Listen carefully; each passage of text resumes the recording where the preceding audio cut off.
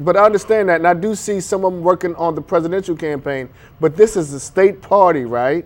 I'm not knocking them. Trust me. I mean, don't get offended by it. But I still think, and they come in. Most of the people you're talking about come in from out of state. Am I right, Aaron? Mm-hmm. Am I right, sister? A lot of them.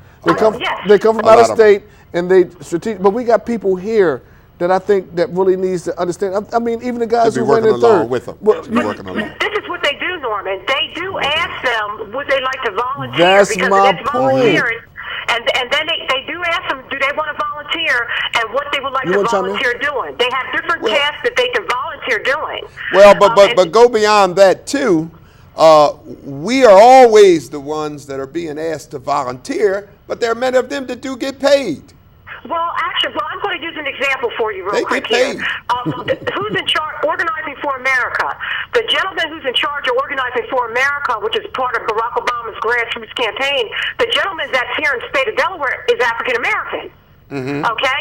He's African American. He's actually in charge of it. Now, if you go down there, you ask, because you have different ones that are sitting up, the Senate campaign and so forth and so on. Right. But OSA, Organizing for America, when you ask to be introduced to who's in charge of that, running that here in the state of Delaware, he is African American. Okay, thanks for your comments, okay?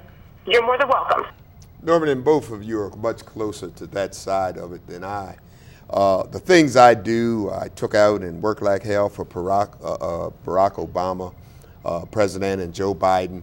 I just take off and go do things and get with the folks that I work with, and we try to be helpful. I don't get hung up in going to the Democrat headquarters and waiting for direction of these guys. But even at your level, wouldn't you like to see more people involved? Oh, exactly. That's my point. I mean, exactly. I agree. You roll your sleeves up. And I agree with you. How you doing? Welcome to the show. Oh God, are you serious? Are you serious? How you doing? Welcome to the show. Hey, Storm, this is Hanif. How you doing? Hey, my brother, how are you? I will say, I'm pleased with majority of the candidates. As far as the election, I did feel bad at a moment when I went to the Department of Elections to register and was told I was not allowed because of fines attached to my felony. So I just wanted some insight from you brothers because I'm doing a lot of positive work in the community. I have a lot of circles and networks of interested people and making a positive change in the city. How can myself and the people I'm affiliated with get to the table with the Namdis, with the Justin Wrights, so we can kind of see how we can connect the politics to the community and have some real change in our city? Hey, great question. You want to answer that? Yeah. First of all, let me say that the law that allows one to vote that's a felon must have not committed an offense over the last 5 years, as I understand it, must have paid all debt to society. So if they're outstanding tickets or whatever or fines, then it's going to exclude you.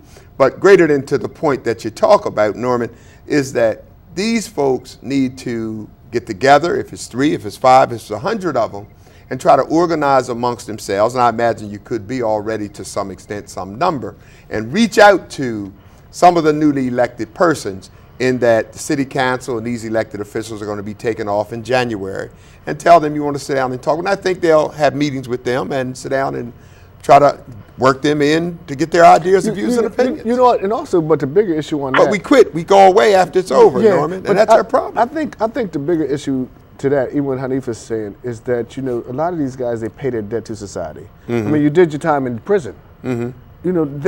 You did a crime, right? Mm-hmm. You did your time. Mm-hmm. Should you not be allowed to vote? But you can vote in a school board election? I don't know. How you doing? Welcome to the show. Yeah, hi, Junior and Norm. How are you? It's Rich. I was kind of surprised at how the election did shake out. The reason that I have some issues with the election is because one of the problems that you have is the people that do join packs or groups and they run together, if they lose, they don't retread them, if that's a good word to use, showing them where they made their mistakes at and giving them a job to let them survive. The other thing that I wanted to say real quick, and I want to listen to your plan, is the young kids do not understand politics 101. They don't think that there's anything in it for them to go ahead and volunteer free because there are no jobs available for them. If they do something free, there's no party, there's no something on their level to connect the dots so they understand why it's important to have our people running our city our way. If you don't give them something to latch on to, the same way that you let them latch on to basketball because they understand basketball, they know that there's a clear path to basketball, but there's not a drawn, clear path to politics so that the young people can understand why it's in their best interest. It's our fault, sir. Sir, it's our fault as the leadership. And I guess I'm putting a challenge out to Sammy, to Norman, and some of us under the sound of our voices, Norman, that we need to talk about how we need to do some things to try to invite all these concerned folks to the table to get them involved the right way into the politics and the government. I think he has a very good point, though, when he says that a lot of folks, first of all, a lot of folks in our communities can't afford to volunteer that day. I mean that little $100, whatever they get paid, God bless them. You know what I'm saying? But I think that volunteering and understanding the process will go a long ways in the long run. I agree. I agree. I mean, sometimes you got to bite the bullet. I agree. How you doing? Welcome to the show. How you doing, Norman? This is Julius. Hey, Jay. Yeah, I think that as far as getting young people involved, if you look at the three of us, my mom was an activist fighting for rights in Riverside. Your mom, Norman, was out there fighting. Herman, your father. So we learned that from home. Yes. And we got involved. I took the union route. I took the politics route. So did both of y'all. But I believe it starts at home, getting involved. If you're watching what your parents do, we end up duplicating the same thing they did. And we were taught it. Kids pick we up were taught on it, it. and that's what we're I did. educated. Hey, Julius, that's a very good point, and I'm glad you called in with that. Hey, Julius, after the election, you think you could buy Herman and I a cup of coffee after all the money you made? Well, Norman, you know. I'm teasing with you, bye. How you doing? Welcome to the show. Yeah, great show as normal. I'm going to ask you a couple questions. One, I don't think Jack Markell got what it takes to be in national politics. He just get away with that in Delaware because Delawareans, in my opinion, they no longer are looking at the big picture. Hey, Calvin, let me ask you a question. Let me tell you another reason why I say that. I mean, he's also, and I don't want to get into that because that's far off, and we could debate that another time. But I think that he's the president of the Governors Association, and then he got lobbyists and consultants. He's going on MSNBC, NBC, and all this. And I don't think it's that far fetched. But what was your question, though? Well, I'm going to say a couple things locally. Locally, I think the reason why a lot of young people don't get involved because they see the same people get paid. That's one thing I asked Mayor-elect Dennis Williams. I said, if you're elected, is it going to be the same group of people that get remixed in offices, get the contracts, get the money? See, people think that whether it's the black or the white guy, it's the same people who've been getting money and getting power and prestige, always still going to get it. He told me that absolutely wasn't going to be the case. So I was happy about that. But let me just say one more thing. It's on a national level, though. I don't know if Barack Obama is reelected, and I'll tell you why. For one reason, African Americans are not lining up around the block this time because that low voter turnout in the primary, that wasn't an accident. Cal, let me ask you, let me clarify. Are you saying you don't know that he would be elected, or you don't know that he should be elected? I missed that. Well, both. I don't think he should. Personally, I don't think he should be elected. And my reasons is, as an African American, his policies have not impacted the black community in a positive manner. And I'm going to talk about not signing that. And neither has Mitt Romney's. Neither has Mitt Romney's, Cal. You come so partisan. You come so partisan all the time, Cal. What about Mitt Romney trying to shut the black community down with voter ID? What about that, Cal? Okay, that's your presidential nominee. But let me answer. You want me to answer? No, what about that? You guys come on Charlie Copeland's program. You sit there and you beat the Democrats up and you give them hell, Cal. But what about your guys? You're trying to knock millions of black voters out and say they got to have picture ID or they can't vote. Come on, Cal. Cal, you're coming too partisan. I love you, brother. No, but can I answer the question? I don't think you can. There's no answer to it. But you can't. You won't let me answer. Go ahead, brother. Cut me off. Go ahead. Everybody, you need an ID to go get a half a pint of liquor or a pack of cigarettes. But you don't think it's important to have an ID? No. Okay, put a comma right there. Cal, the issue is that people have been voting for hundreds, well, not hundreds, but 50, 80 years without that. Now, why interject that now? Because you Republicans want to steal the election from the Democrats, like you did with Al Gore when you stole it from him with George W. in Florida with the punch tickets. You're stealing it. Now get on your Republicans. Why is it stealing? Because I asked a man for ID. You're trying to rip people off. A lot of the folks, the senior citizens, Cal, you know. Well, wait a minute, Cal. They were midwives. They were born in the South and all over, and don't even have a birth certificate, Calvin. Come on, Cal. Cal, you defend the Republican Party too much. You wave their banner. Herman, you talking about stuff in 1939? No, I'm talking about right now and what Mitt Romney and your Republicans are doing to block the black vote. Are people unemployed at the tune about No, we're not talking about who's working. Cal, I'm saying, what about your presidential nominee?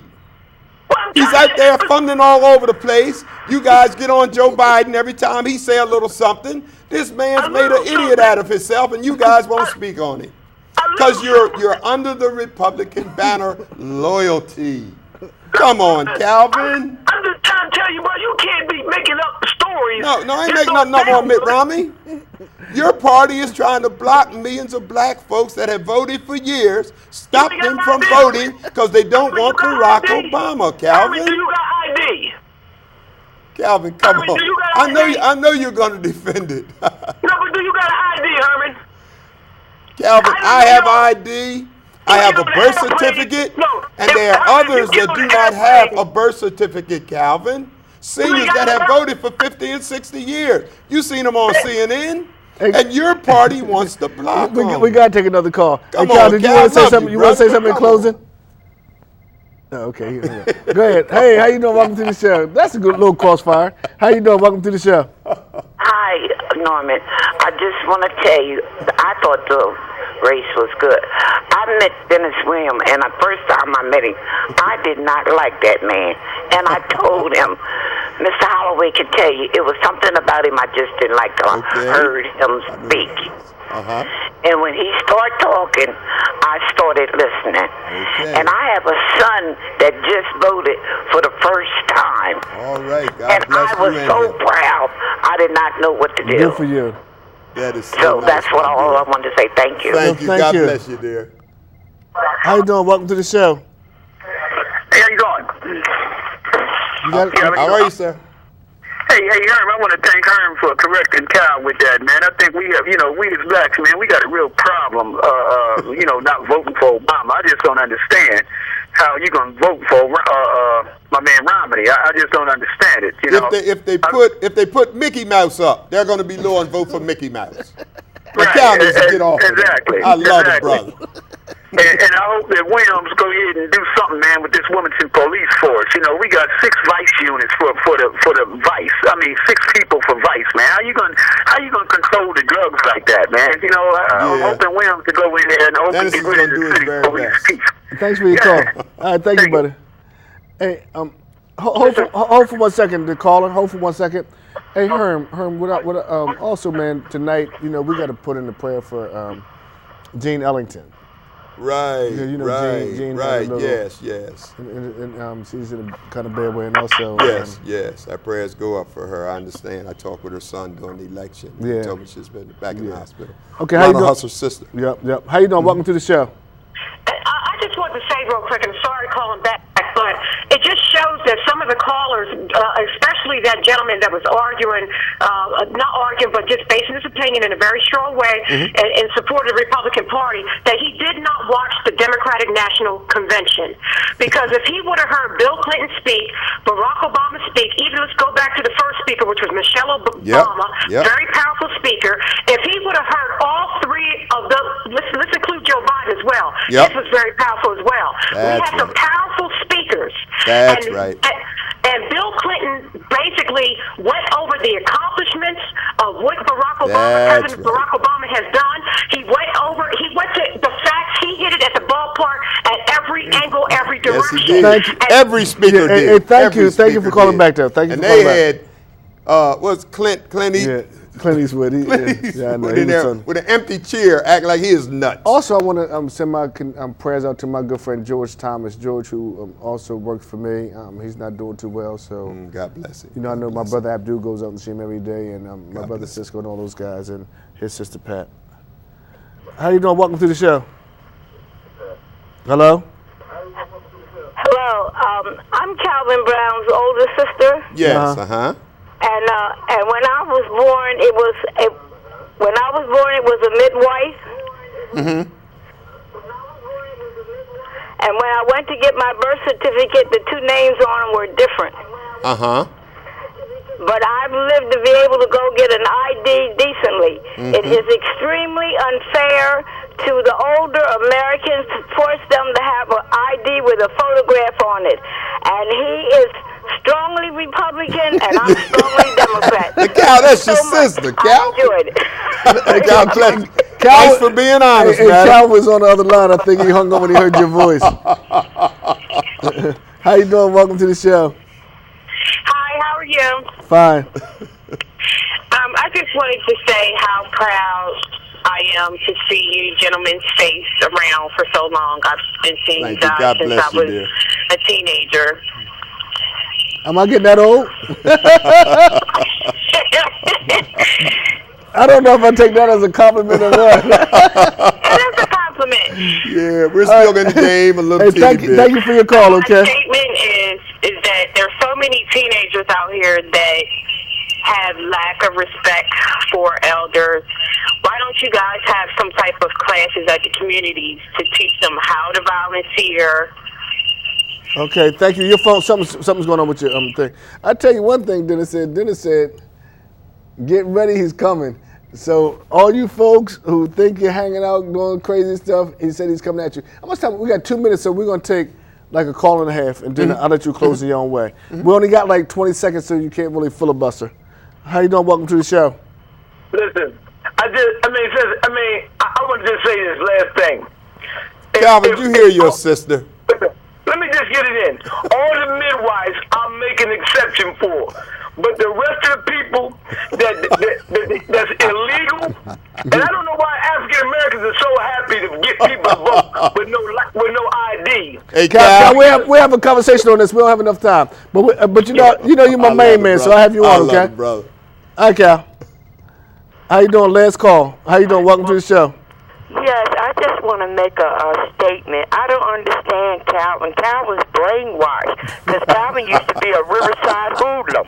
Okay. He got his priorities mixed up. Okay, bye. No, Cal's a good brother. He's my main man. Cal's good people. So Herman, but thank you, man. Still thoroughly enjoyed it. And again, I think that is so important, though. I mean, I don't want to lose the fact that how important it is for people to get involved. We, the leadership, got to tighten up ranks, and we got to offer opportunity for them and help educate them. You know, once you change the mind, you change the attitude. People are ready to go, and the guys will put the guns down and everything else. But we got to talk to them. And you know We're what? not talking to them. And also because you got frustrated with the party at one point. You know what I mean? So I think it's also incumbent that we do have a different side, where a guy like Calvin or a guy, we teach people about the different parties, about the different civils, and the different levels of government. Right. That's why I like studying it, and I like coming on here and telling people. I mean, people you did a great job the first half. People watch this show. I mean, right. I think I broke down every race, right? Yes, you did. I mean, it was pretty accurate. But thank you, man, and I just hope you stand. I thoroughly enjoyed it. I mean, you know, and you know, this guy, you know, and we've been on a different end of a lot of stuff, but I respect him so much for what him and Scotty did for my mother. And we have these conversations, and my grandmother, and just the knowledge. I might sit around and talk to him about stuff, And he's a historian. He's a walking. He's my historian. Still, we may disagree, but we come back together. We come back. See, that's what these other guys and they don't understand. They can't do it. Right. And I just want to tell you in front of everybody how much I appreciate that. I appreciate what you do for our community and stay in the fight. You know, we win some, we lose some. That's right. But it's important that we keep educating the community. And I'm not taking Cisco and Abdul to any more football games. I took them to a football game today. They had $3 in their pocket. Man, it cost me about $100 million. The money, man. What did you say? Man, they drank more Hennessy, more beer, and ate more food. I said, well, look, man, who's paying for all this? We got to go to a game. I love going to games. And Cincinnati Bengals won. Hey, man, I hope everybody enjoyed it again, man. Thank you. And let's do it again, man. Storm. We will. Let's do it again. I hope everybody's enjoying our shows. It's a little different. I talk to my good friend, Mr. Gilliam Sr. every once in a while. He tells me, keep up the good work, and everybody else keep encouraging me. You do a good job. Show me much love. God bless you guys, man. I hope you enjoyed my post-election analysis. That was great. Even a little crossfire, too. That was great. A little crossfire. Okay.